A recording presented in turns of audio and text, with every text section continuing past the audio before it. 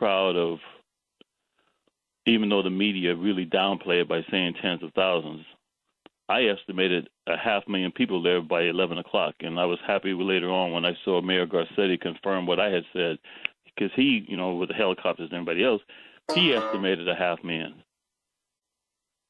Mr. 500,000. 500,000. But you won't hear that in the media. But Mr. Nelson, and I went throughout that crowd, okay? I had women who never seen me before in their lives asking to take photographs of me, giving me hugs. And guess what, Mr. Nelson? What? The only two brothers I saw there beside myself were two brothers who were there at one of the guest speakers. Now, I'm not saying there weren't any other brothers in the crowd, but I never saw any. Well, could it be that it was billed as a women's march, sort of not inclusive to men? Do you think that? So what was it these other men heard that I didn't hear? I was there. And you weren't there trying to pick up some single women, though, right? No. And also, like I just said, I had women, total strangers, asking to take photographs with me, giving me hugs, and they weren't crying out, "Me too." People know the difference between agape love and somebody who has an ulterior motive. In fact, when I'd only been there for like 5 minutes, and I got photographed and interviewed by a film crew, and it turned out to be 3 women from Entertainment Tonight from Canada. And I thanked them. I said, "I so humbly thank you for being here." And the 3 women looked at me like, "Well, why? Why are you so excited that we're here?" I said, "Because the U.S. media is not going to cover this."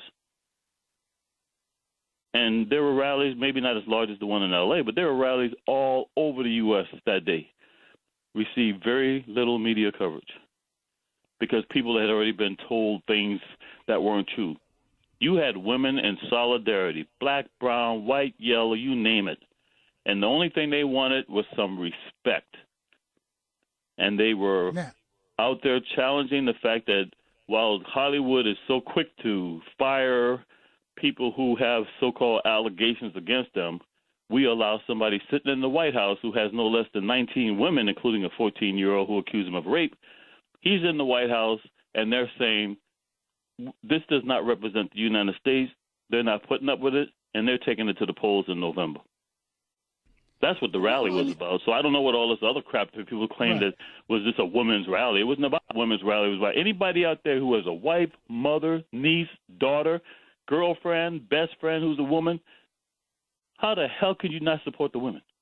And as you know, I've been fighting for women's rights most of my life, and all I do these days is coach and mentor female surfers from around the world. Because I know what it's like for young girls coming up having low self-esteem and being treated like crap, especially in the surfing community, because the women get no love. That's why all the women that surf and love me. I take photographs of them and send it to them free of charge. I give them free publicity. I write stories about them. I come out and give them pointers. I give them a reason to believe in themselves when sometimes their own family members don't. And I don't ask for anything in return. And I told you on this show before, Mr. Nelson, a true test of this country's character is how we treat our women. All right, and that dovetails into my question. How many of those women do you think were out there voted for Donald Trump or didn't vote at all? This was a very politically conscious rally, Mr. Nelson. So I'll say this. If there were women in that rally who didn't vote in 2016, you can damn well believe they're out there getting people registered to vote in 2018 for the midterms. Seriously. These people were serious. And I met women from around the world. Some very famous, most of them. Nobody knows who they are. They came out just in solidarity. And I worked the crowd. We got to take a quick break here, so we got to check the traffic and weather in the DMV. We'll come back with your questions for Mark from Anaheim. 800-450-7876. Get you in. Your calls are next on FM 95.9 and AM 1450 WOL, where information is power. And thanks for staying with us, folks. Our guest is Mark from Anaheim. And for those of you who don't know me, Mark is not his real name. It's not really from Anaheim, but that's the identity that he adopted when we did radio several moons ago, so that it keep his cover as I guess as clandestine as possible that we could. When he helped us out, Dick Gregory used to call him an early warning system. A lot of stuff that Mark would tell us come to pass way after, and the audience who listen to us, they're way ahead of the learning curve as well. A little bit about Mark. He's a former member of many of the globalist organizations which very few people have heard about. He has provided briefings to NATO personnel regarding less than lethal and non-lethal technology. He's also provided counterterrorism training to personnel from many federal and local law enforcement agencies. He's also both a retired U.S. Marine Corps Mustang infantry officer as well as a retired LAPD patrol supervisor who is an FBI certified range master. He has served as a technical advisor for several popular Hollywood movies. And since retiring, in his words, he's just returned to life as a lazy, I'll accent that, surfing beach bum. 800-450-7876 to speak to Mark. But Mark, let's get on first about this immigration issue. Your thoughts on what's going on with the DACA people, and do you think, because the government may shut down in another couple of weeks, and we saw where Schumer looked like he got played by Donald Trump. What's going on here? Yeah, okay. Well, before I address DACA, one, I dedicate this show today to the women, especially the women who had the moral courage to go out there throughout the United States, throughout Canada, throughout Europe in the Women's March 2018. But I also dedicate this show in memory of Hugh Masekela, who passed over, as you know, on Tuesday. And being in the surfing community, most of you folks probably don't know this, but Hugh's son, Sal, he's a big name in the surfing community. And I've spoken to Sal in the past, and Dick Gregory was close to Hugh Masekela. Hugh Masekela and Dick Gregory behind the scenes did so much to bring Nelson Mandela home, and of course that was a theme song by Hugh Masekela. Hugh was considered the father of South African jazz, and it's a great loss. So today I dedicate the show to the women, but also to the memory of Hugh Masekela. As far as DACA goes, well, let's start off with, how do we get into this dreamer thing, Mr. Nelson? Something that Barack Obama worked out. And that's why they put a color guy in the White House. Who else could pull off the master plan of getting people who may have been in this country unlawfully, because I don't use that term, illegal immigrant or legal alien, but they were in this country unlawfully, and they got a president who convinced them to voluntarily give up their names, their addresses, their Social Security numbers, everything else, because they were told, trust in the U.S. government and we'll provide you with your dream. Now, many of these immigrants come from Central South America. They're Native Americans, because America is everything from the top of North America to the bottom of South America. This is only the United States of America. This is not America. You would think these folks would have seen more than 520 treaties that have never been adhered to by the U.S. government and Native Americans. And, it's just shocking that so many Native Americans from throughout South America and North America willingly, voluntarily gave up their information so that when Donald Trump got in the White House, he knows where they are, he knows who they are, and he knows how to round them up. That's your DACA in your dream. So these folks many of them Schumer, Republican Party, Democratic Party. Listen, Mr. Nelson, like I've been telling you and your listeners since 1992 when I first appeared on the show with you, it's called political science. There is very little that happens in U.S. politics that happens by accident. That shutdown was just theater and charade to distract you while so many other things going on. For example, while most folks were distracted with the DACA this weekend, you probably don't know that the NRA gave something like $70 million in campaign ads to the Trump, campaign during 2016. And it's alleged that $70 million came from a Russian banker with close ties to Putin and the Russian mob. There's so many other stories that's going on that nobody's hearing about because they've all been distracted by DACA. And worse, within the black community, you got a lot of black folks now angry going, well, why they care about DACA? We've been here longer than they are, and nobody's caring about us. Back in the 20s and 30s and 40s when blacks were fighting for civil rights and going into the 50s and 60s, what did the propaganda put out? Hey, white America, these Negroes are going to take your job, because they didn't use that polite term, Negro. Now they're doing the same thing with blacks. Hey, you Negroes, these DACA folks are going to take your job. So since you guys always want me to tell you what the plan is, I'll tell you what the plan is. This country is going to a situation where white folks will be out there on the streets with no jobs, and they will be willing to clean the toilets that the DACA folks are doing now.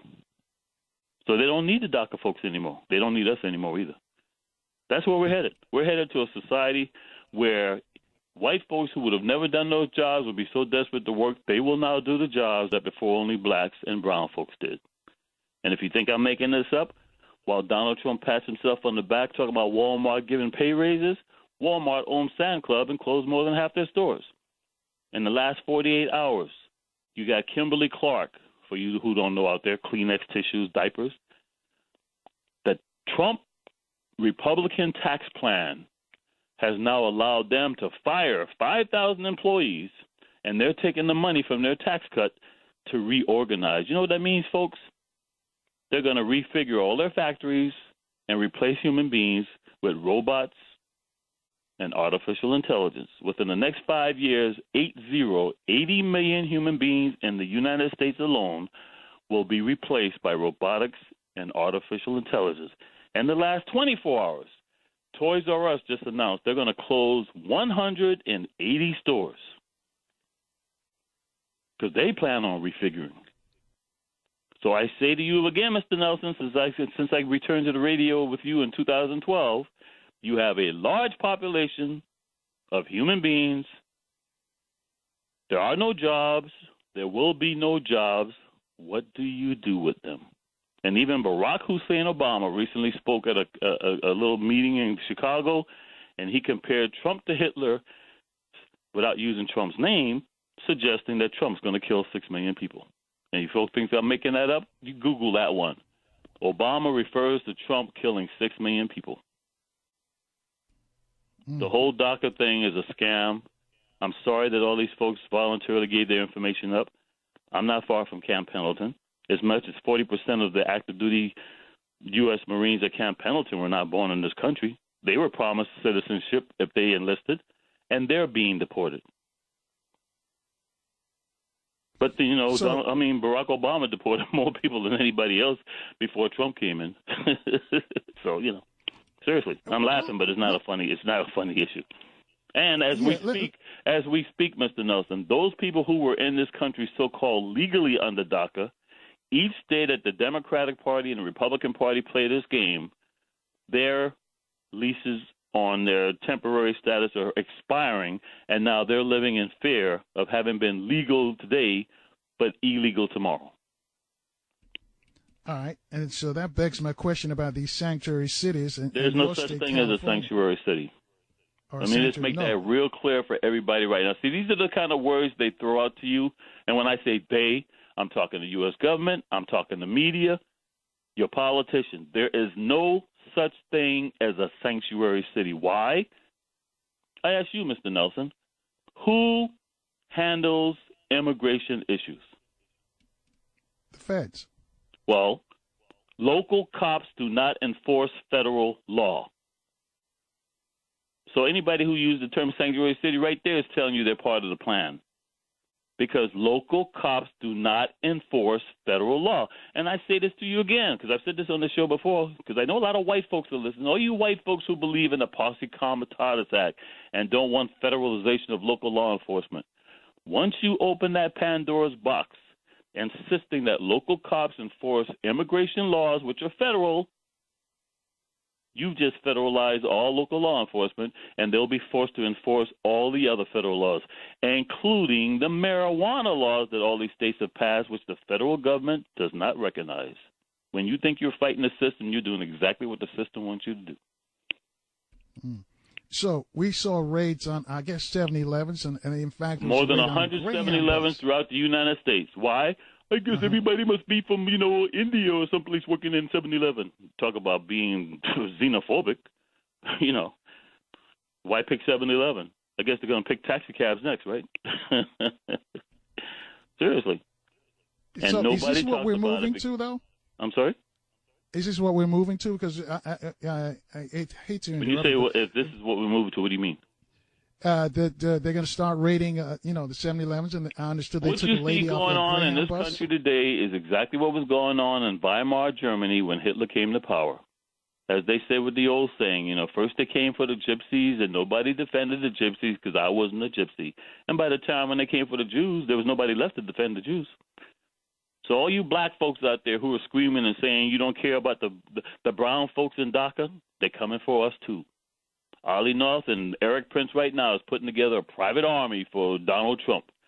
Arlie North was the guy who testified during Iran-Contra, who told you before they put him behind closed doors since it was national security, and told you they had a plan to round up 25 million blacks.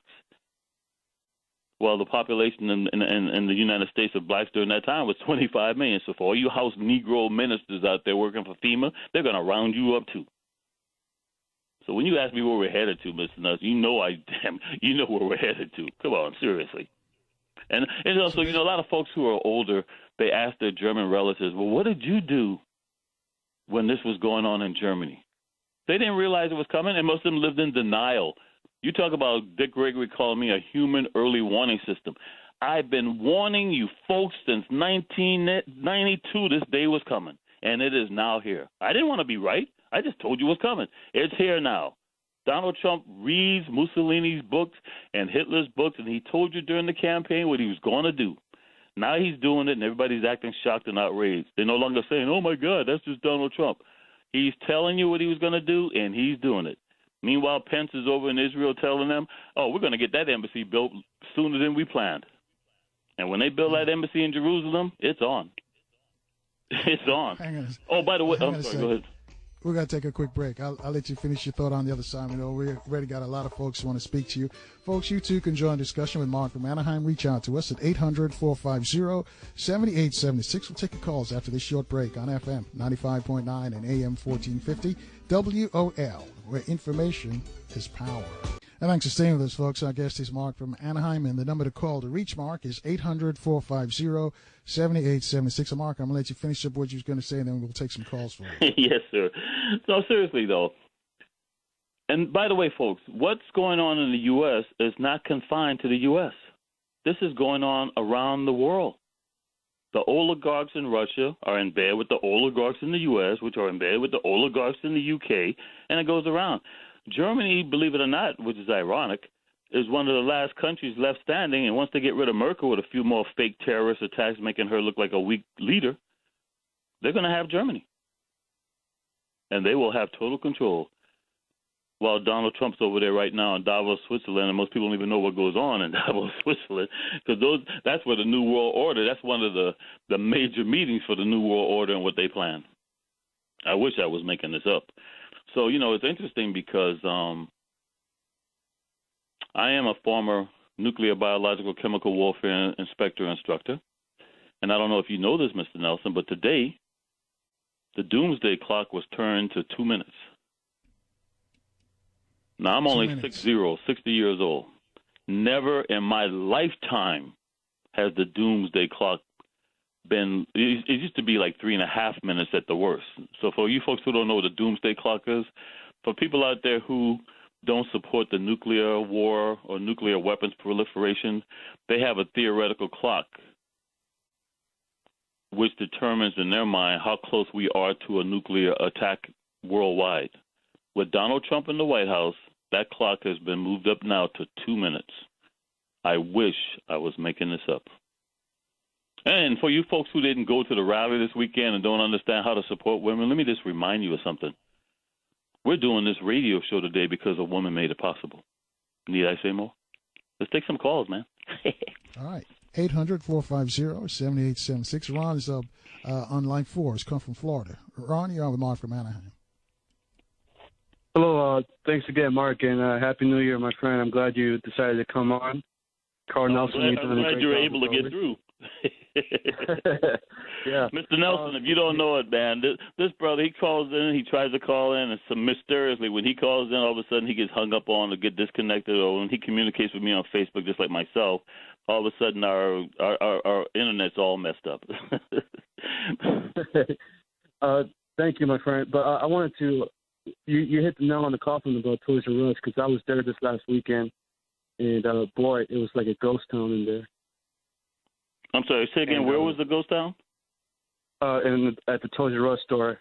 And Oh, we were yeah. in there In trying fact, to buy some Toys R Us, they're already merging with Babies R Us, and they're going to turn a lot of their Babies R Us stores into, I guess, who knows what they're going to turn it into. But I was just happy that Kimberly Clark, whoever the person was talking for them, notifying their stockholders, they came out and was so honest.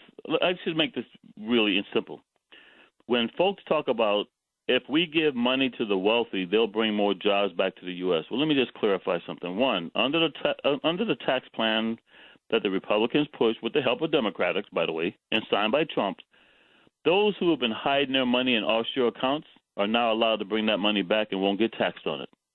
Two, you don't hire people in your company because somebody gives you more money. You hire people in your company because you have more demand for your services or goods.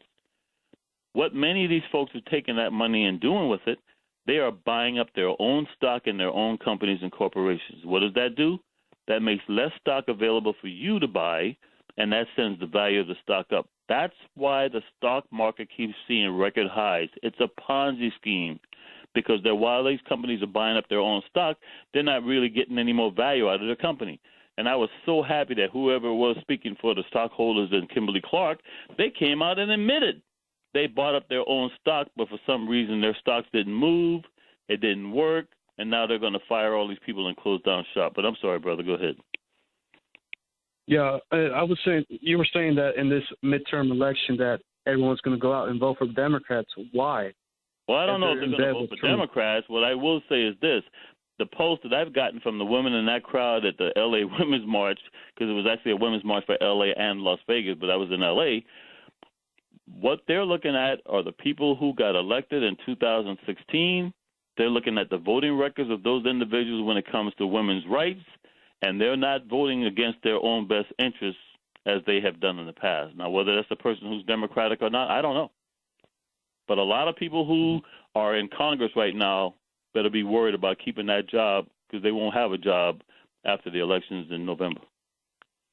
Right, and about the NWO, as you said in your last past shows to Carl Nelson, how the United States is not a country, it's still a British colony, and how the Queen, alongside the Catholic Church and the Saudis, all control the country, basically. And who's giving the orders? Is it the Rothschilds or is it the Queen herself? I mean, who makes these decisions on what's going to happen in the United States? It's not confined to the Rothschilds, and I'm glad you brought this up. I have a lot of associates and some friends who, they're still Fox clones, and I always ask them, how can you believe that Fox News is a reliable source of information when the number one owner of News Corp, the parent company of Fox, is an Australian married to a Chinese, and the second biggest owner is a Wahhabist Muslim Saudi who not only funds terrorists around the world, but he was the one who put up the money for the mosque at ground zero where the World Trade Center was. And of course, when I asked them that, they have no answer and they don't respond. And see, the great thing is now we have the internet; they can look this stuff up, so they know I'm not going to lie to them. Just like you listeners out there, don't believe anything I tell you. I challenge you to do your own research and come back and say I lied to you about anything on this show. Well, Mr. Nelson, and to the caller, if you haven't heard, now Rupert Murdoch's ex-wife is being accused of being an alleged spy for China. Because Murdoch, when I used to tell this to folks back when she was married to him, he's not married to her anymore. That ex-wife of his that I told everybody was the second owner of Fox and News Corp. And by the way, for you folks who don't know this, while Fox News goes out their way to badmouth Obama, when Obama ran for re-election in 2012, it was News Corp, the parent owner of Fox, that gave more money to Barack Hussein Obama than anybody else who ran for president in 2012. Seriously. So when you talk about the New World Order, it's not so much the Queen. There are many old aristocratic families, primarily out of Europe, and you can see clearly what's going on because when President Trump allegedly made this question, the statement about the S-hole and how he called Africa and El Salvador and Haiti, a few African leaders came out and publicly protested, but they're not going to do a damn thing. Why not?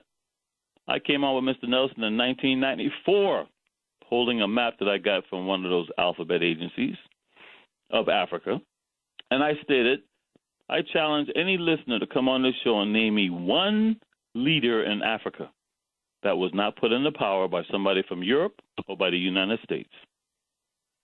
What they do is they buy off an individual, put him in or her into power, and those people screw the rest of the population. They're not going to do a damn thing about Donald Trump. And I can tell you right now, there are just two countries, if just two small countries in Africa were to shut down their operations, they could shut down the United States and Europe overnight. And I'll just give you one. 90% of the cobalt comes from one small country in Africa.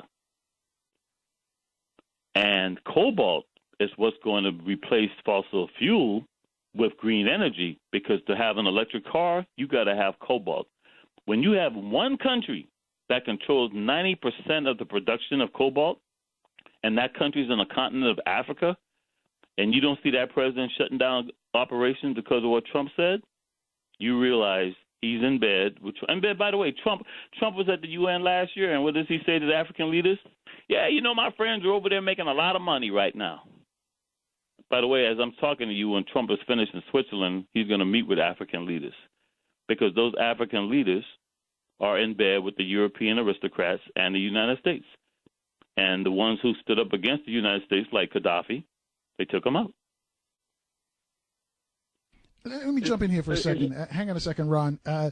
You mentioned that Trump's going to meet with African leaders. What's going on with the Palestinians? Because he's threatening to withhold money from the Palestinians. Oh, God, you're killing me, Mr. No.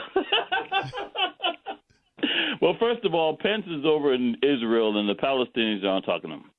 I'm going to make this very succinct, okay, very simple, very clear.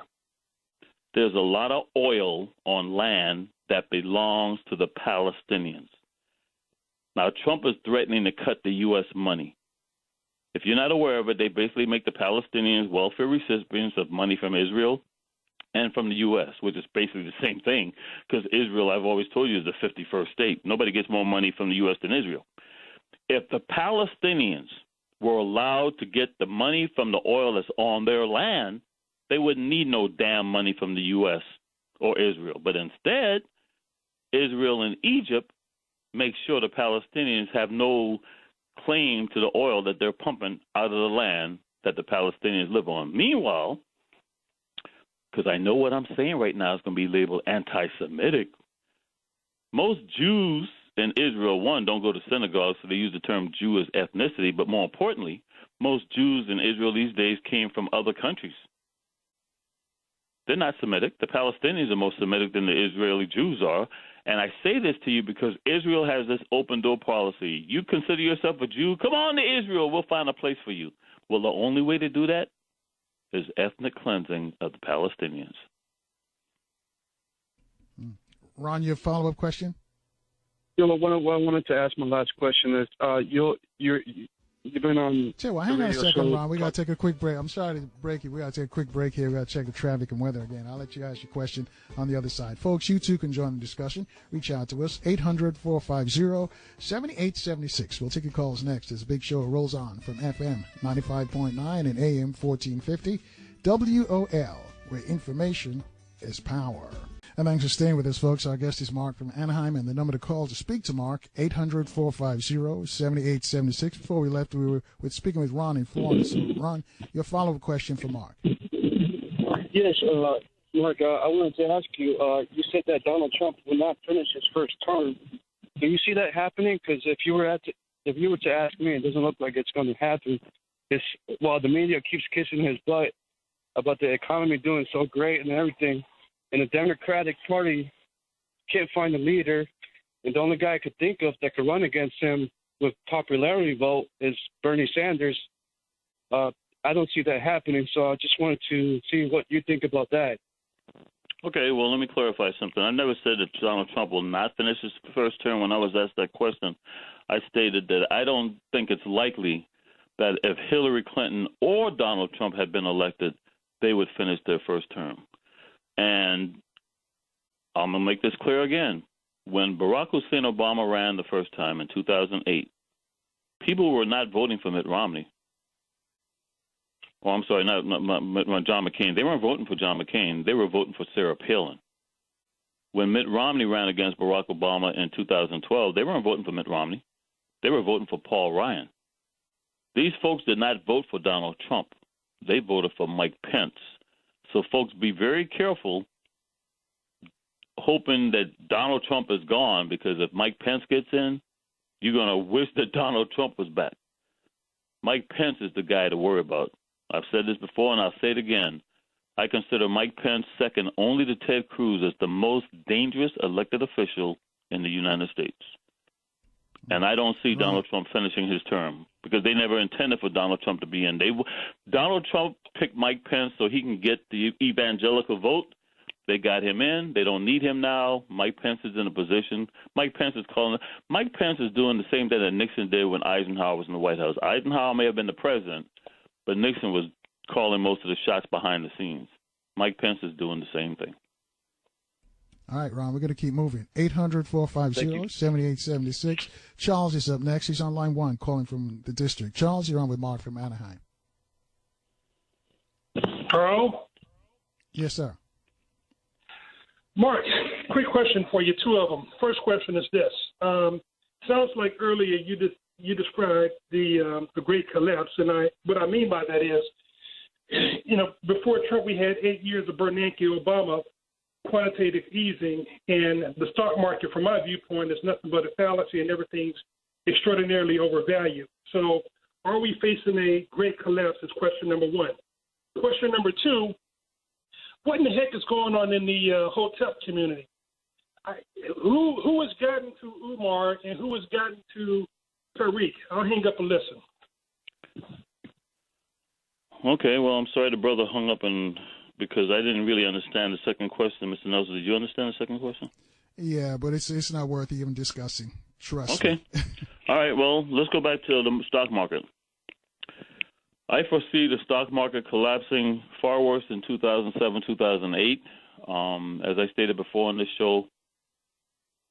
And by the way, there's a great movie out there, folks. On a scale of 1 to 10, I'd give this movie a 14. If you ever want to know what really happened in 2007, 2008, and why I'm also saying it's going to be far worse this time around, find the movie Inside Job. That movie interviews the people responsible for the collapse, and nothing happened to them.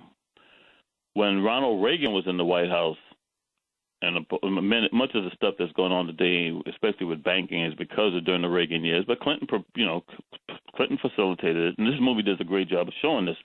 But with deregulation, you had banks that used to invest our money now merging with banks that do nothing but speculative, diversified investment and stealing people's pensions to do it. Now, why I say the stock market is going to collapse. 1, Silicon Valley, major bubble. 2, college student loans, major bubble. 3, we're right back to where we were in 2007 with the housing market, major bubble. Why? Many corrupt people on Wall Street have been replaced by computers with algorithms. So they're doing far quicker transactions today than they were that led to the 2007-2008 crash. And I came on with Mr. Nelson back in 1993 and started predicting the stock market crash because if you look at history, folks, the same things that were being done before the 1929 stock market crash were being done beginning in the early 1990s.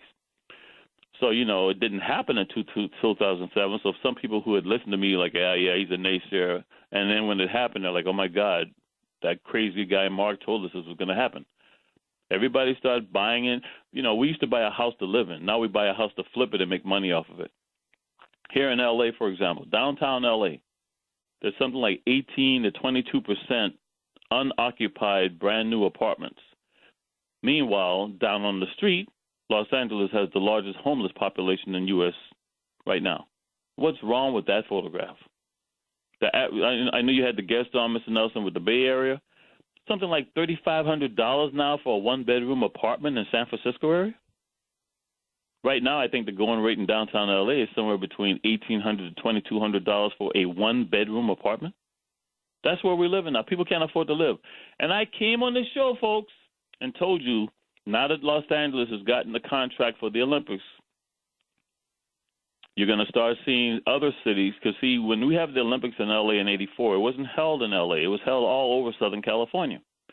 So I came on this show after it was announced that L.A. was coming getting the Olympics, and I said you're going to start seeing cities now attack the homeless because they want part of that contract. So what's going on right here in Anaheim, Mr. Nelson? Anaheim PD is cracking down on the homeless like you cannot believe, because Anaheim wants a part of that Olympics coming up. I think it's 2024 Olympics.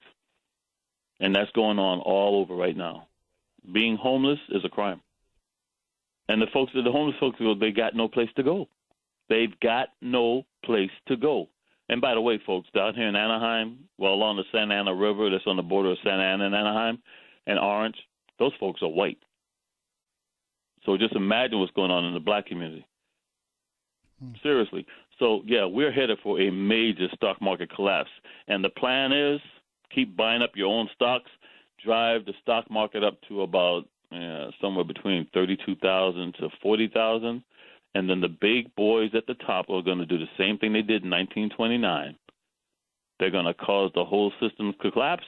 Everybody who thinks they're rich going to lose their money. And then the truly wealthy will buy up all those stocks even cheaper, just like they did after the 1929 stock market collapse. I wish I was making this up. How close are we to that? I don't set dates on things like this, but I will tell you this.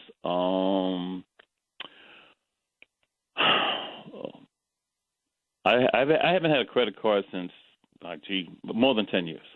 I pay in cash. And that's becoming more difficult. I go to surf contests now and try to buy a T-shirt, and they want me to use a credit card. And I'm like, what the hell?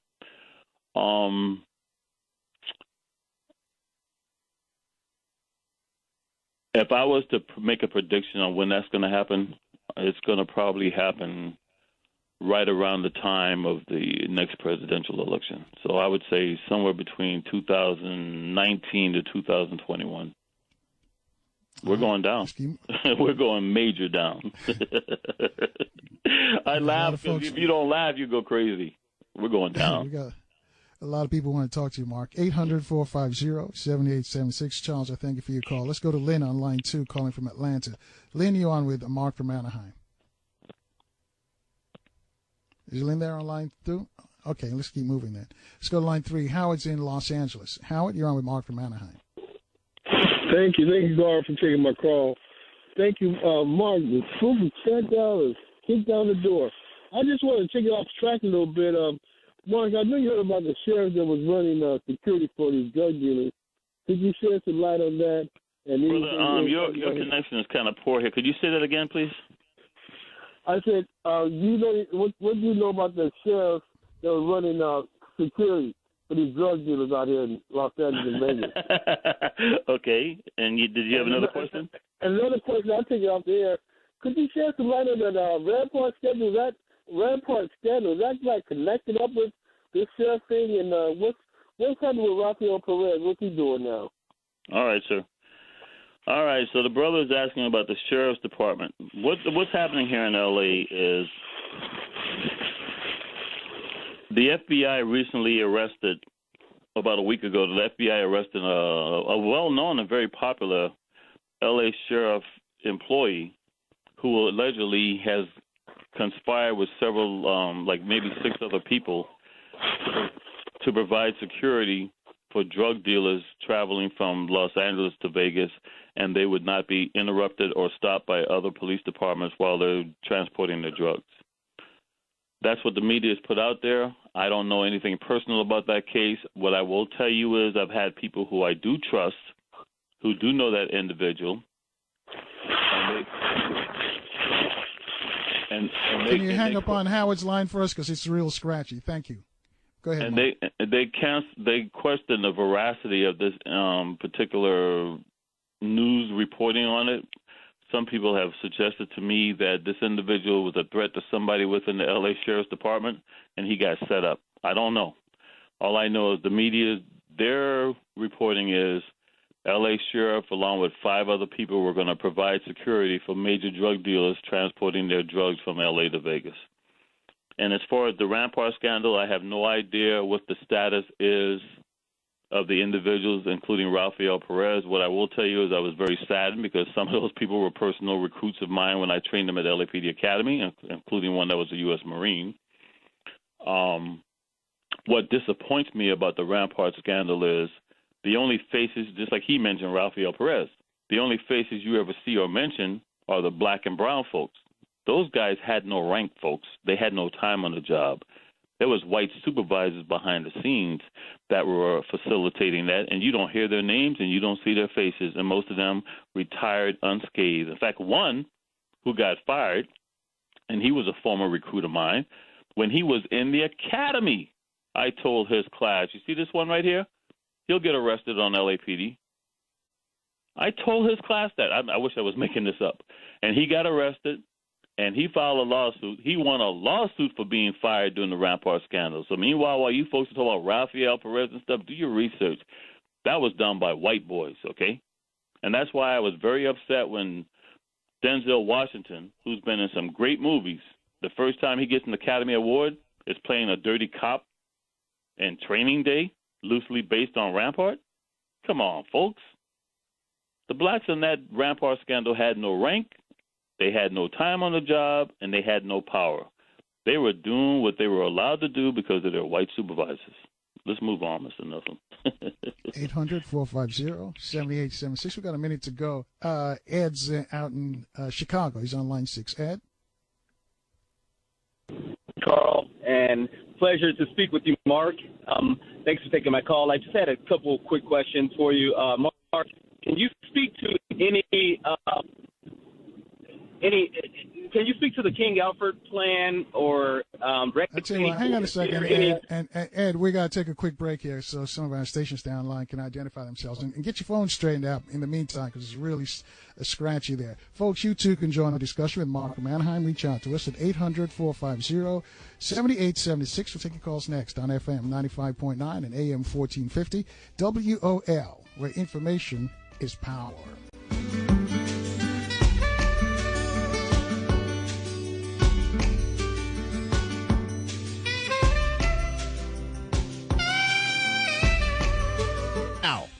Earnings vary based on your effort. Message and data rates may apply. Do you want to learn how to make money flipping houses right here in Washington, D.C.? If so, we have an amazing opportunity for you. We're looking for a small group of motivated individuals to join our real estate investing team. You'll learn our simple 3-step system for flipping homes right here in the local area. This is Than Merrill, star of A&E's hit TV show Flip This House. My team and I are looking for a handful of people in the Washington, D.C. area who want to learn how to make money flipping houses in your spare time using other people's money. Washington, D.C. is a perfect market for my system, and next week I'm holding a free 2-hour educational workshop where you will learn how to make money flipping homes and how to build long-term wealth with income properties. To get 2 free tickets to Than's workshop, text FLIP to 82,000. Seating is extremely limited. Text in the next 10 minutes and you'll also receive a free copy of Than's Money for Deals Guide. Text FLIP to 82,000. That's FLIP to 82,000. Okay, men, time to be an all-star caregiver. Drive them to physical therapy, doctor's appointments. Be there emotionally and physically. Don't give up. Don't ever give up. Caregiving is tougher than tough. Find care guides at aarp.org/caregiving. Brought to you by AARP and the Ad Council. 1450 WOL Washington, W240DJ Washington, 95.9 WPRS HD2 Waldorf, WKYS HD Washington, WMMJ HD2 Bethesda, and worldwide at WOLDCnews.com. Welcome to the Carl Nelson Show on Washington, D.C.'s 1450 WOL Radio and live around the world on WOLDCnews.com. And thanks for rolling with us, folks. Our guest is Mark from Anaheim, and the number to call to speak to Mark is 800-450-7876. And before we left for the top of the hour break, we're speaking with Ed in Chicago. He wanted to know about the King Alfred plan, Mark. And, Ed, what is your second question? Mark, I'm sorry. Carl, I'm going to go with that. It's like I have a bad connection, so I'll take my answer off the air. Thank you guys both. All right, yeah, because your phone is breaking up. Okay, so Ed from Chicago, he was asking about King Alfred and Rex 84. King Alfred plan is a very sound plan, and philosophically and tactically the plan would work. However, the King Alfred plan was a fraud. It was something that was concocted basically by a guy riding on a subway train in New York, and then put this out there as if it was legitimate information regarding of what the plan was to divide and conquer the black community. However, I will say if you look at the tactics suggested in the King Alfred plan, they are sound. However, the brother also mentioned Rex 84. Rex 84 has no plan devised by some guy on a subway trying to make some publicity for himself. Rex 84 stands for Readiness Exercise 1984. Earlier in this show today, I talked about Ollie North during the Iran-Contra scandal when he was testifying to Congress. Now, when Jimmy Carter was president, he created, or I should say, he took the civil defense system and really turned it into something good with the Federal Emergency Management Agency. And that was an agency devised to respond to natural disasters, earthquakes, floods, tornadoes, hurricanes, etc. But Jimmy Carter was, he was sandbagged, and certain people working for the Reagan administration's campaign were cutting deals with the Iranians to hold Marines hostage to help ensure that Jimmy Carter wouldn't get reelected a second term. When the Reagan administration came in, Ollie North and a guy named Louis Jafrida, in fact, it was right out here in California, San Luis Obispo, National Guard base, which is also where the California prison is. They devised a plan where instead of FEMA responding to natural disasters, let's turn FEMA into a response for domestic terrorism. And at that time, you have to understand, Ollie North and the boys, the Reagan administration was heavily involved in what was called the narco-terrorism, war on narco-terrorism. And, I should tell you folks, listen to me very carefully when I tell you this. That was the John Birch Society running the Reagan administration. Those folks are now back under the John Birch Society, Pence, and Trump administration, including Ollie North. So what their plan was, in the event of a major civil unrest nationwide, as what took place back in the 1960s in Newark, New Jersey, in Chicago with the Democratic National Convention, in L.A. during the 65 Watts Rebellion, there was a plan in place to round up 25 million blacks. That comes under Rex 84. It was also under a plan called Operation Garden Plot. So for you folks out there who think I'm making this stuff up, just look up Readiness Exercise 1984 or look up Operation Garden Plot. During the civil unrest in Los Angeles in 1992, which I told LAPD was coming more than a year before it happened, there were National Guard troops in L.A. who actually had military orders stamped Operation Garden Plot. Oh, and I should tell you folks this, too. Most of the National Guard who were deployed in L.A. during the 1992 civil unrest did not come from L.A. because they don't trust people to go out and do things against their own neighborhoods. They brought in National Guard from Northern California, Central California, who don't really have as much affinity to the neighborhoods they would be patrolling. So if you really want to study more on what Ed's suggesting to, I don't really give the King Alfred plan much cred, even though I will say the tactics and philosophy in that works very well if you deploy it. But it was a fake document put out there by people who wanted to sell books and do lectures. However, Rex 84 is very legitimate, and now with Trump back in the White House, with his Donald Trump, Mike Pence, John Birch Society, and with Ollie North right now, and Eric Prince creating a private army, I doubt seriously that Rex 84 is not back in play. I'm sorry, you going to say, Mr. Nelson? I was going to jump in now. You said a private army. Is there, because I've heard reports that 45's got his own private security detail. He doesn't use security guards. I came on this show before Trump even got elected and told you folks, listen, Ronald Reagan, his administration was the most corrupt during my lifetime. Before Trump even swore in, I came on this show and told your listeners, Donald Trump hasn't even sworn in yet, and the people he's already selecting makes Ronald Reagan's corrupt administration look like romper room. Seriously. And I'm no stranger to Ronald Reagan. When I was a sergeant in the Marine Corps and I was going to officer school, I invited Ronald Reagan to my graduation. And he was not able to attend. It's funny. In fact, during the time I was in officer school, down the street from us, John Hinckley Jr. was in the brig at Quantico. And I used to actually harass. They used to bring him out every once in a while to get some sun and stuff, and he'd walk on the road, and I would almost get in trouble because the MPs would escort him as he was getting his daily exercise. And I used to harass John Hinckley Jr. outside the brig in Quantico. I'm not making this stuff up, folks. But I didn't know it at the time, but when I invited President Reagan to my graduation, and that caused a big stir among all these folks. Who the hell is this guy inviting the president to his graduation? Ronald Reagan was going to come, by the way. But at that time, he was meeting with Anwar Sadat. In fact, that was the last time that Anwar Sadat visited the U.S. before he was assassinated. Yeah, well, I was referring to that Trump has his own security detail in addition to the FBI and the Secret Service that's surrounding him. Of course, because they don't – listen, these folks follow Ayn Rand. They don't want any federal rules or regulations. They want to be allowed to do whatever the hell they want with no oversight. If you have Secret Service guarding you, Secret Service is going to report things you're doing that you shouldn't be doing. Your private army is loyal to you. And for you folks out there, I strongly suggest you see the movie The Island with Scarlett Johansson, because that movie shows you a private contractor army coming in and just doing what they're being paid to do. And they don't give a damn about killing the LAPD cops or anybody else to get the mission accomplished because they're working for the person who's paying them. And that's where we're headed, folks. We're headed to private. If you look at anybody that Ronald Reagan appointed, it was somebody who was to destroy that federal agency. You look at Donald Trump's administration. Every person he's appointed is somebody whose job is to destroy that federal agency.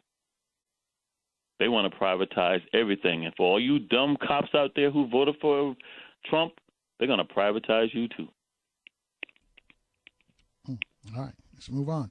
800-450-7876. Janet's joining us from Florida. She's on line 2. Janet, you're on with Mark from Anaheim. Hi, I have a few questions, but I'm going to keep them few. So, for one, the issues that they have in Afghanistan with the security and the constant bombings, is there really just an international turf war for the drugs? Because we know that that's the center of where they grow the poppy for the opium. The second one is a little out there, but you had mentioned before where they're opening portals all over the world. So if that being the case, how close to, and I know this is quirky, the show called Doctor Who, where there is a manipulation of time and realities, how closely correlated are they? 3, can you explain to the people of the Khazarian origins for the Jews that are not really Jews? And you had touched on that earlier today. And then lastly, will gold even help after the collapse of the stock market? And I'll take my answers off the air. Thank you. Okay. Out of respect for the rest of the listeners here, I'm going to do something a little different today. I'm just going to take 2 of her questions because it's not fair to ask these multi-questions and I end up not allowing the other listeners in. Let's start with Afghanistan. Afghanistan is a country that Great Britain hates because they've been defeated many times. No country is going to ever win a war in Afghanistan. However, even in the movie W, when they have the guy who plays Colin Powell and he says, well, what's our exit strategy? We have no exit strategy. There's a little bit more to Afghanistan than just the heroin. Now, mind you, folks, the Taliban were our allies. George W. Bush gave them an award for the great job they were doing eradicating the poppy fields of Afghanistan. Then once we decided that we had to do shock and awe and name Afghanistan an enemy, and for you folks, if you don't understand why, allegedly Osama bin Laden was in Afghanistan, and they were willing to turn Osama bin Laden over to the U.S., provided He was tried in a world court, a neutral country, not the U.S. And the Bush administration said, no, you turn him over to us.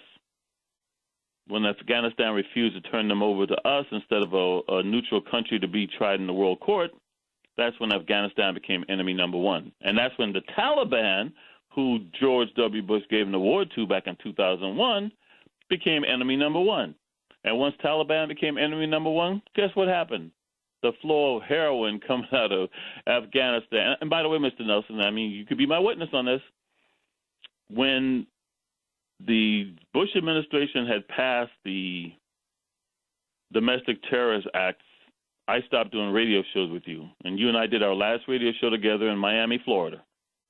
And I came on your show, on that last show, and I told your listeners in Miami, if the United States goes into Afghanistan, the heroin coming out of Afghanistan will make the heroin coming out of Vietnam and they call it the Burma Triangle, will make it look like romper room from the 1960s and 70s. And today, heroin's out here like you can't imagine. So what I would just say to you, the sister, there's more than just heroin there. The plan is for the 7 countries to be toppled. Syria and Iran are the only ones left. Wesley Clark came out and talked about this. And Afghanistan plays a vital role because they want to put that pipeline through Afghanistan into other countries to get that oil out and natural gas. So there's a little bit more. We got a break coming up, and I'll ask another question that the sister asked. All right, cool. We got to take our last look at the traffic and weather in the DMV. Folks, you too can join our discussion with Mark from Anaheim. Reach out to us. It's toll-free. It's worldwide. It's 800-450-7876. We'll take your calls after the traffic and weather update on FM 95.9 and AM 1450. WOL, where information is power. And thanks for rolling with us, folks. Our guest is Mark from Anaheim. As most of you know, that's not his real name, and he's not really from Anaheim. Anyway, the number to call to reach him, 800-450-7876. And Mark, I'm going to let you finish your your questions, actually, from our last caller.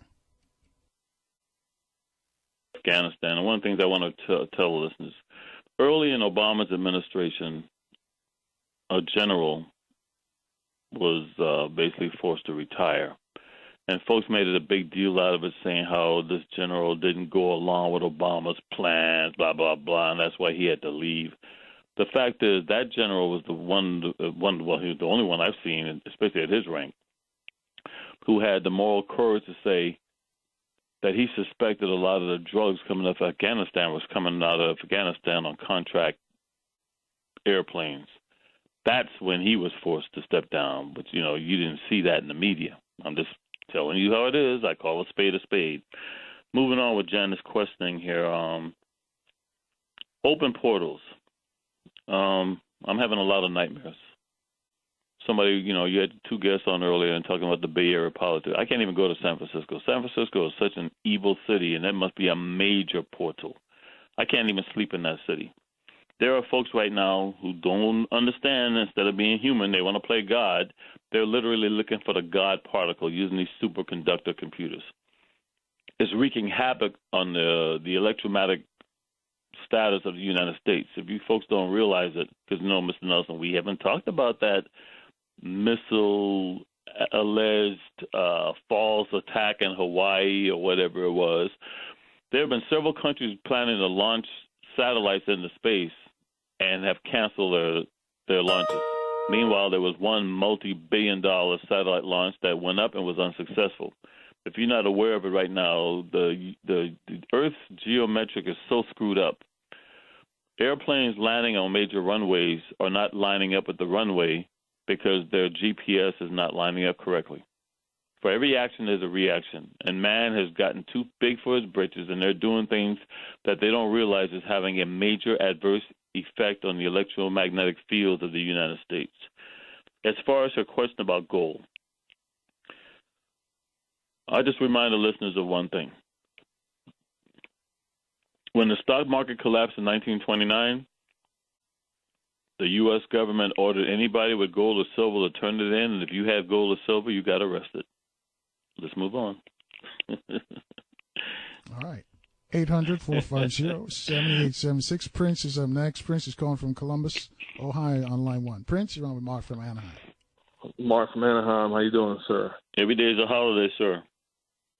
I want to hit on economics for a minute. A light thing went off in my head when you were talking about the cost of rent. I hate when that happens.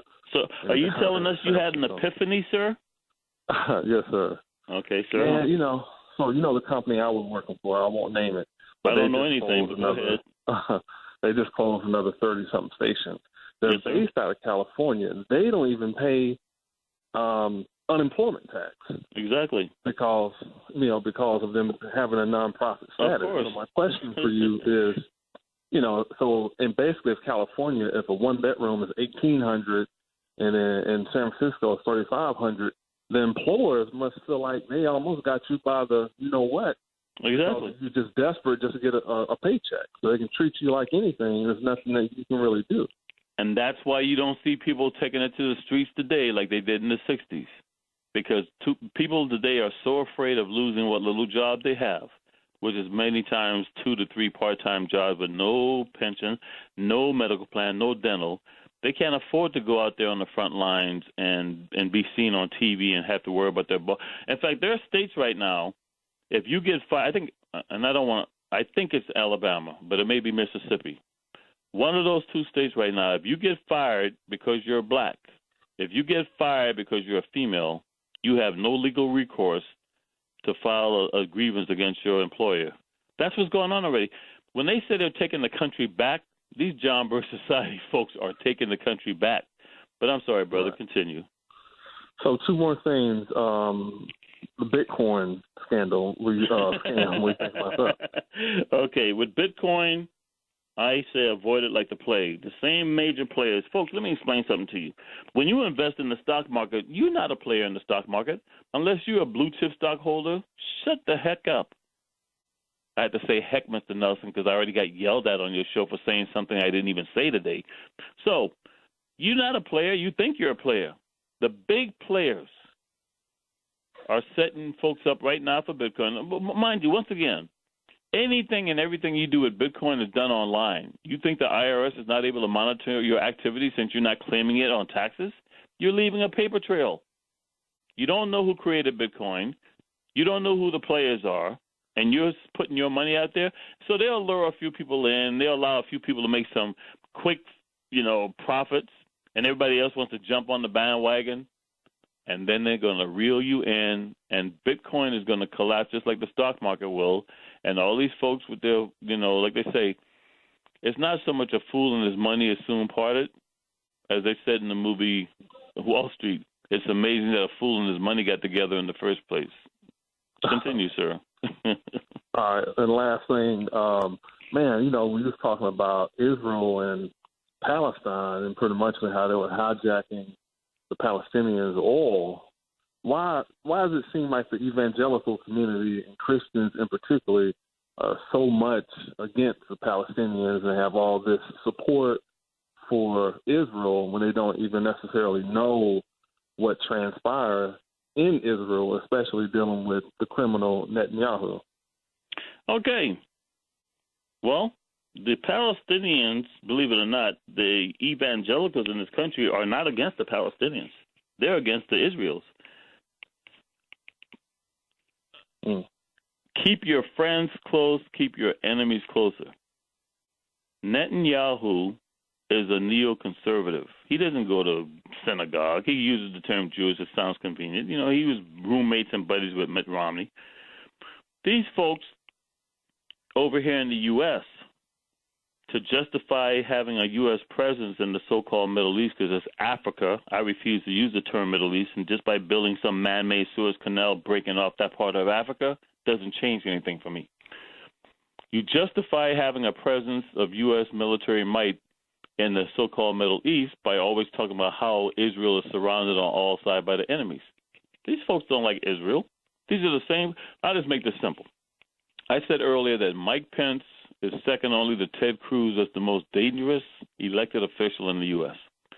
When Ted Cruz was still running in the campaign against Trump, his biggest supporter was Mike Bickle. Mike Bickle is the head of IHOP, Evangelicals, International House of Prayer. Mike Bickle proudly says that Jews got what they deserve because they didn't convert to Christianity. These folks are not friends of the Jews in Israel. And these are the folks now putting up that embassy in Israel. The evangelicals are in bed with the Nazis. They hate the Jews. For you folks out there don't know what I'm talking about, find the book, The Secret War Against the Jews. I wish I was making this up. It's like over here in the U.S. Folks will vote against their own best interest. AIPAC and these groups that consider themselves always solidary with Israel, they are the ones in bed to lead to the destruction of Israel. I am not being hyperbolic when I tell you this. The very people that are being considered pro-Israel want to see Israel destroyed because they believe by the destruction of Israel, that's going to bring back the return of Jesus Christ. In fact, the state of Israel is not even recognized by the Orthodox Jews because man cannot bring back the state of Israel under the UK's Balfour Declaration. Only God can bring back the state of Israel.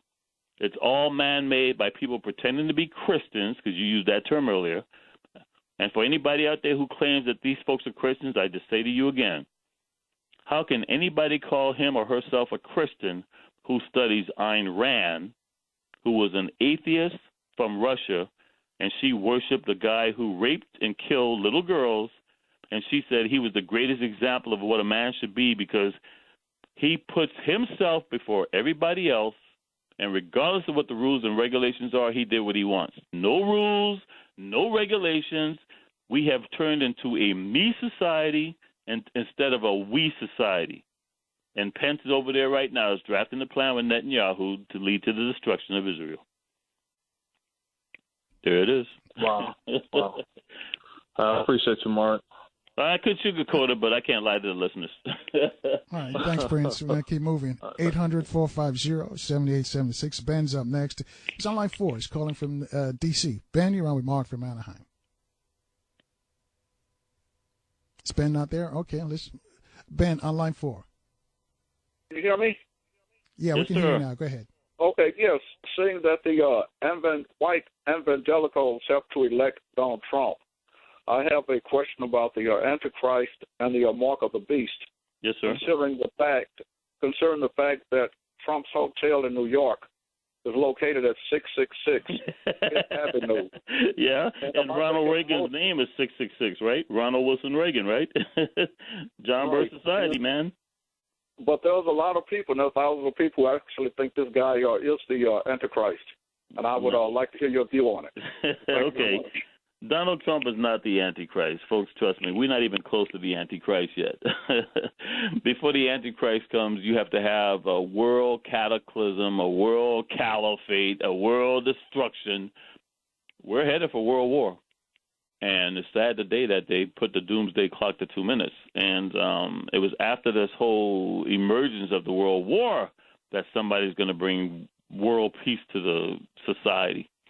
Trump's not the Antichrist. He might be a tool of the Antichrist, but he's not the Antichrist.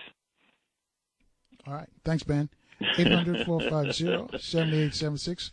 Ryan's up next. Ryan's calling from Chino, California. He's on line 3. Ryan, you're on with Mark from Anaheim. Hey, what's up, Mark? How you doing, sir? Out in the Inland Empire. Yup, IE. Yeah, I run 3 Facebook sites out for the Inland Empire. Oh, really? Oh, yes, sir. I gotta check it out. But first question is just with the higher rulers, man. Like, why are they Luciferians and why are they pedophiles? Like, where do they get that influence from? Okay. And your next question, sir? I'll tell you what, hang on a second, Ryan. Stay with us, Mark. We got to take a short break. I'll let him pose his second question, and then you can respond. Folks, you too can join the discussion with Mark from Anaheim. Reach out to us at 800-450-7876. All your calls are coming next as the big show rolls on from FM 95.9 and AM 1450, WOL, where information is power. And thanks for staying with us. Our guest is Mark from Anaheim, and the number to call to reach him, 800-450-7876. I'm going to call from all across the country. Want to talk to you, so let's go back out to Chino in California on line 3. Ryan, your second question for Mark? Yeah, also, why was Nelson Mandela in the Knights of Malta? Yeah. Hello? Mark? So is that your last question, sir? Yeah, that's just my last question. Yeah. All right. Well, let's start with number one.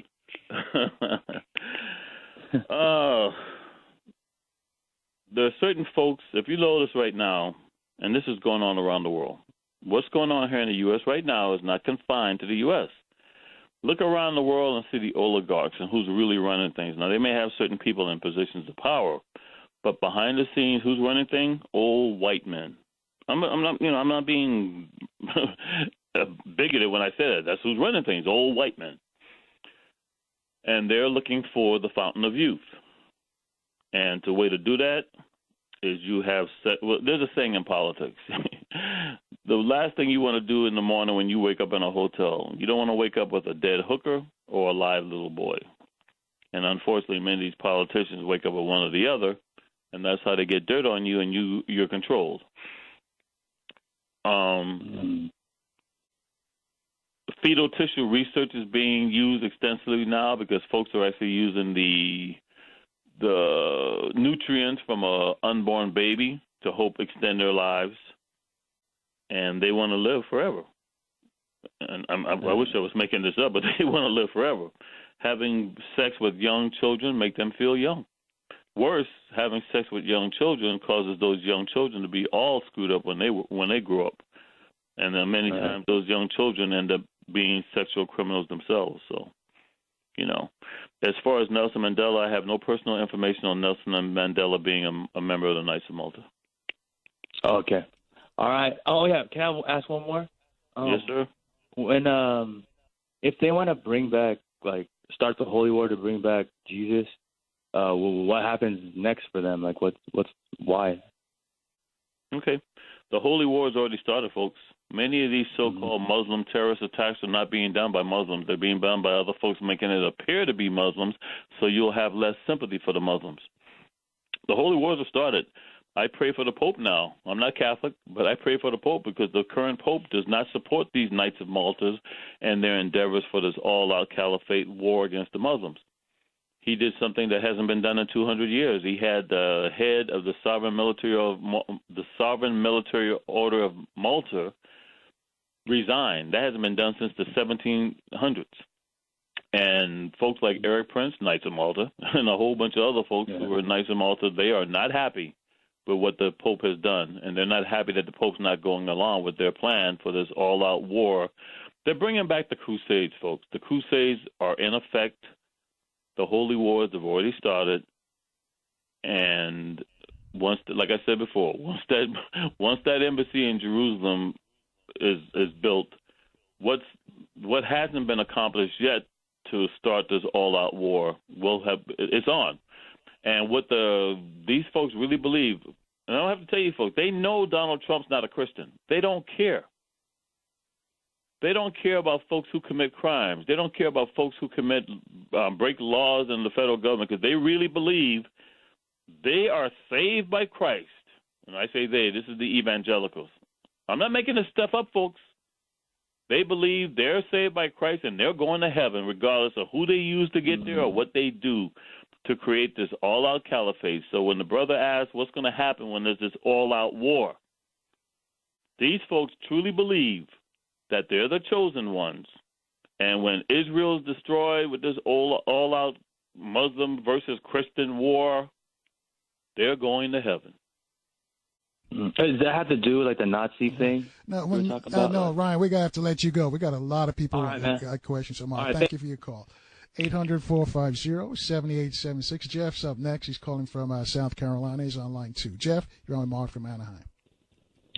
How you guys doing this evening? Can you hear me? Yes, sir. And where in South Carolina are you from, sir? I am in Conway, South Carolina. Damn, fine country. You know all about that. And you know I'm telling the truth. Yes, sir. Yes, sir. My question is this. With you being a low country homeboy, growing up south of Charleston, I was listening to a documentary a couple of days ago, and these guys were talking about Satanists and all this going along with the nonsense with Harvey Weinstein and these guys being pedophiles and all this, and the Satanists in Charleston, and Charleston, South Carolina, being one of the places in the country that has a portal. That has a portal straight to hell. Yeah, that portal. And folks around the College of Charleston. Yes, sir. And I was hoping, you could which I'm a graduate of. As well as, Mark, why are guys like Lindsey Graham, who all of a sudden now they're supporters of Trump, but 6 months ago they hated the guy?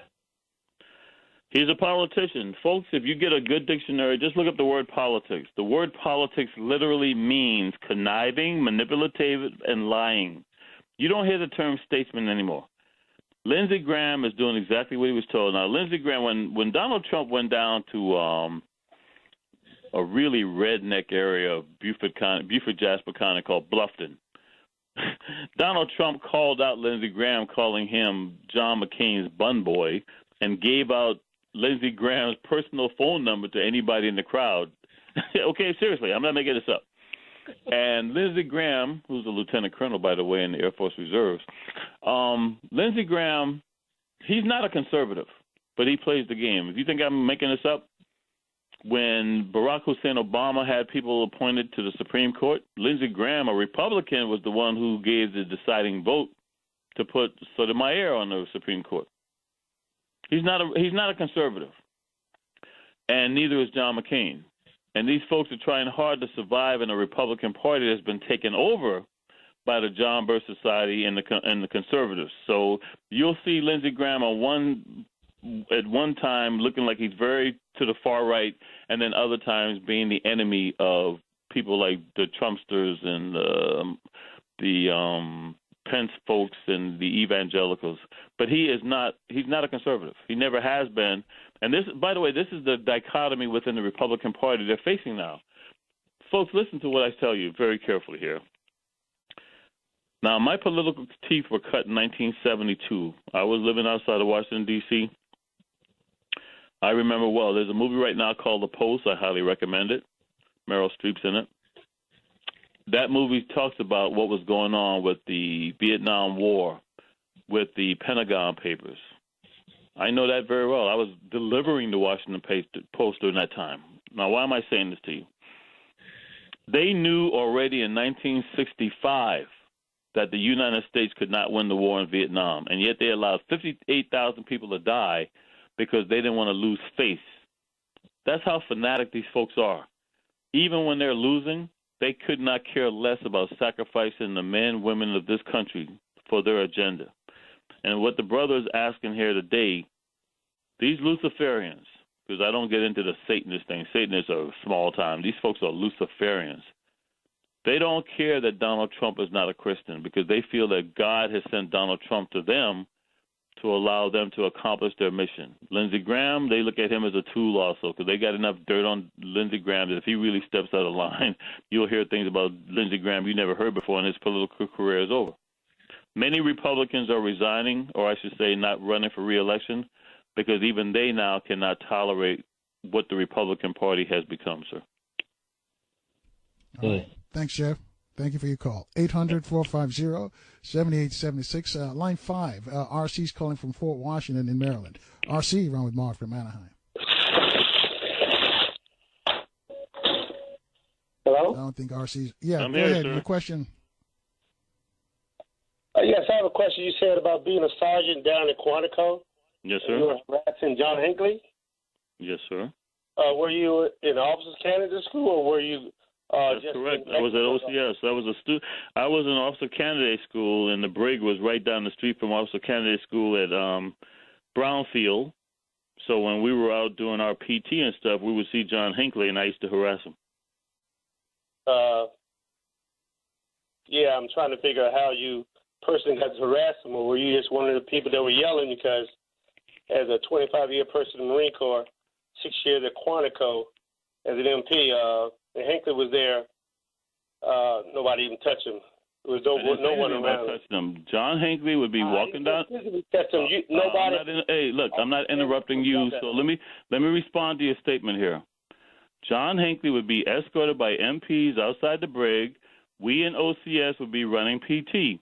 As we ran PT past the MPs escorting John Hinckley, I used to throw out all kinds of little chants and ranting at him. And then later on, I would get counseled by the OCS staff telling me not to continue such activity.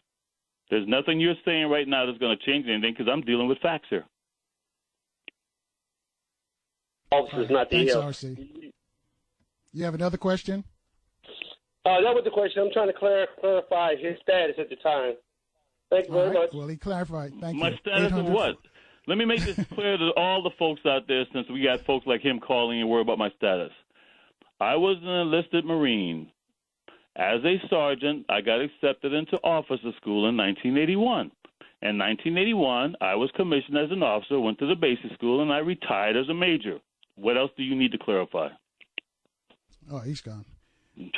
By the way, folks, I run a Facebook site for Quantico, Virginia. So if you want to find it, just go on Facebook, because I run a Facebook site where I tell these stories. And I have thousands of Marines who follow me because they know I'm not going to lie to you. Well, we got to take a quick break. Hang in there, Mark. 800-450-7876 gets you on to speak to Mark from Anaheim. Take calls after this short break on FM 95.9 and AM 1450. WOL, where information is power. Now. Not available in all states. Are you stuck with a low credit score? A credit report and score that's causing you to be denied credit or pay higher interest rates than others for the same things? Then do what Terrence did and call the experts at creditrepair.com for your free credit evaluation and game plan to help restore your credit. I started thinking about buying a new house, and my score wasn't where I needed it to be. I called and spoke with one of the representatives and just had a good conversation, and I liked what he was saying. Just one call for his free credit evaluation was all it took. I'm seeing the deletions and I'm getting the report, so I know something's being done. It does make a difference to me. At creditrepair.com, dreams do happen. Thanks to creditrepair.com, I will be able to have a better credit score and get that house. Don't let a low credit score hold you back another day. Do what Terrence did and make the call for your free credit evaluation and game plan to help get back on track to great credit. Call 800-637-3854, 800-637-3854, 800-637-3854. The Carl Nelson Show is here daily from 4 to 7 p.m. on WOL, News Talk 1450 AM and 95.9 FM. And thanks for staying with us, folks. I guess it's Mark from Anaheim. We'll get back to Mark in a moment. Let me just tell you. Hang on a second, Mark. Let me just tell the folks that coming up in the next few days, we're going to hear from Dr. Jerome Fox. He's a clinical psychologist. His book, best-selling book, by the way, is called Addicted to White. Mark? Yeah, so I just want to let the listeners know, because we're getting close on time here. If you want to get in touch with me, find me on Facebook. Just find me at Mark from Anaheim, Political Sarcasm 101. That's the Facebook fan page, not the group site. But if you go to the group site, I'll refer you to the fan page. As far as that last guy, okay, that reminds me of the guy I used to have call in from Alabama, who's a suck butt for the Republican Party, because he tried to challenge me on who I am.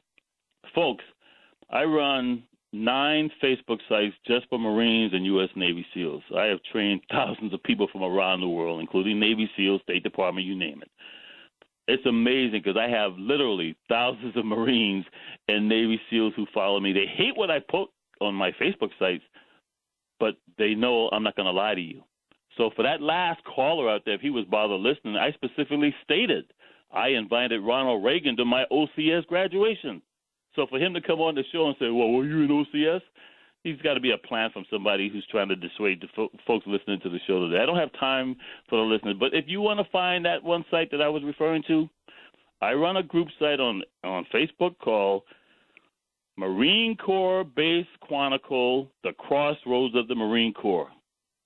And you will know that the same thing I said on this show today, I post on that site. And I've got, oh, by the way, since the FBI Academy is there, because I went to Quantico High School. So as a child, I used to play at the FBI Academy. I not only have Marine high-ranking officers, some retired, I also have FBI folks that follow me on that site, because they know they may hate what I'm sharing with you today, but I will never lie to you. Let's move on, sir. All right. 800-450-7876. Charles is on line 6. He's calling from Chicago. Charles, you're from Mark from Anaheim. Hello? Hello. I'm calling from D.C. She got D.C., me I'm up. sorry. Thank you, brother Mark, for putting your life on the line. And I have. You know what? And it's funny, brother, it's funny you say that because, listen to me. Out here we have a base called Vandenberg Air Force Base. Now, in the old days, that was called Camp Cook because that was one of the 7 POW camps for German soldiers during World War II. When I started doing shows with Mr. Nelson, the reason I used the name Mark from Anaheim, I started getting so many death threats. I used to have to take my children, and we used to have to hide. The Air Force would have to hide me at Vandenberg Air Force Base because you can't even fly an airplane over that base. They got 30 miles of beach. My children didn't know what was going on. They were young. I was a single parent rearing 2 children. And we used to hide out at Vandenberg because that was one of the few places where I could feel safe.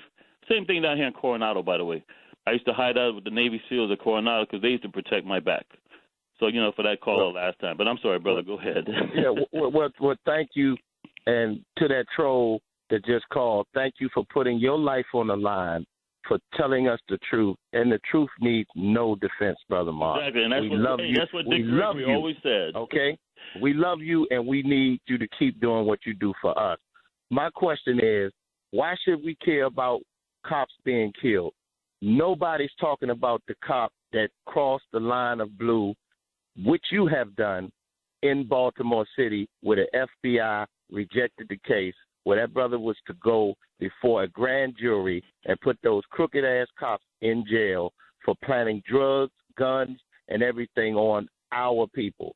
So do you have any information about that? And I would like for you to explain what is Iran, because you said they follow Iran. Remember you said that? Ayn Rand, AYNRAND, and I'll explain that for you, brother. Thank you, Brother Mark. All right, let's first of all, why should we care about cops being killed?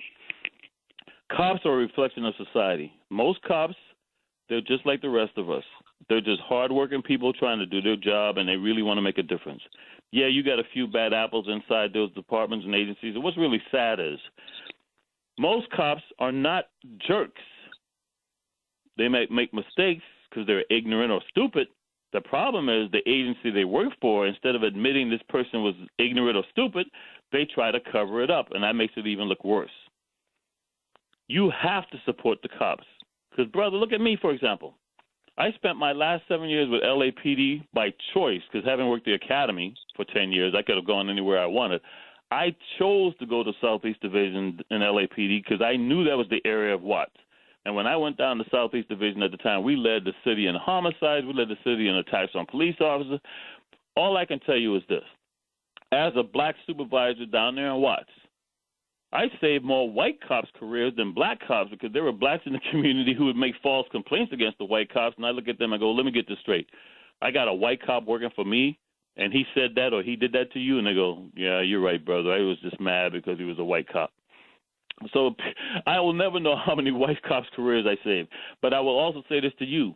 In my 24 years with LAPD, and God knows I made a lot of arrests, and most of them I worked alone because when I used to work crash units, since I didn't go along with the program and I refused to be jumped in like a gang member, I worked alone, and you don't work alone in a gang unit. When I requested a backup, I didn't get one.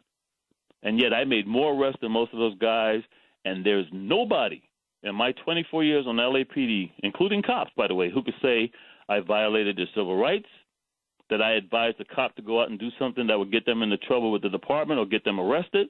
And there's no citizen who could ever say I disrespected them, even when I had to take them to jail. I never took their dignity away, and I never disrespected them in front of their friends or family. So when you don't defend the cops out there, brother, trust me, you're going to have some major problems because most cops are not like the ones who you see who are the bad apples that unfortunately because they have this code of blue. And since I didn't go along with the code of blue, I knew I was going to get back up. I had 3 threats on my life. And I'm not even talking about the ones where I was hiding out of Vandenberg. That was because of Carl's show. I had 3 that I know of, 3 direct threats on my life while with LAPD, and they all came from cops within LAPD because I didn't go along with the bad apples.